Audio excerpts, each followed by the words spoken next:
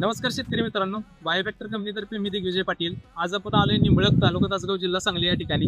आपल्यासोबत आज युवा प्रगतशील कृषी मित्र अमोल पाटील आहेत. तर आपण त्यांच्याकडून जाणून घेऊया. पहिल्यांदा आपण त्यांचा थोडक्यात परिचय करून घेऊया. नमस्कार दादा.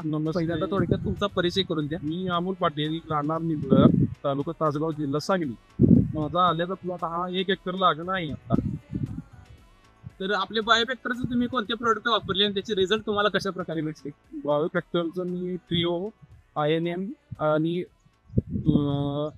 POC या 3 वापरलेत मी प्रोडक्ट.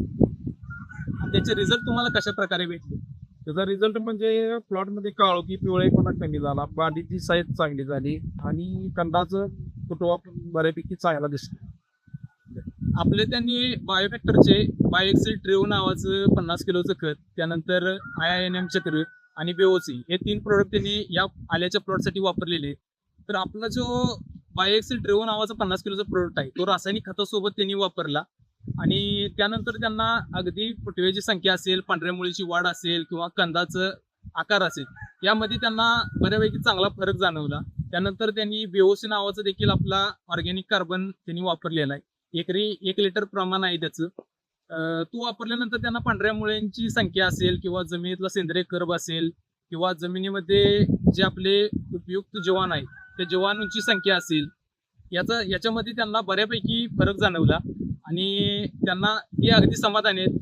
तर इतर शेतकरी मित्रांना तुम्ही कशा प्रकारे मार्गदर्शन तर शेतकऱ्यांनी EO वगैरे वापरून बघावे.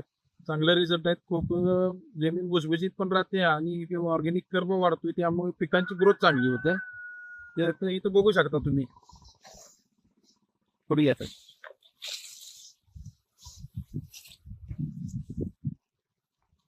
तर या ठिकाणी तुम्ही बघू शकता स्टिकची जी जाडी आहे किंवा फुटवा आहे किंवा याच्यावरती आपटेक चांगला झाल्यामुळं जो काही बदल दिसतोय तो आपण बघू शकता.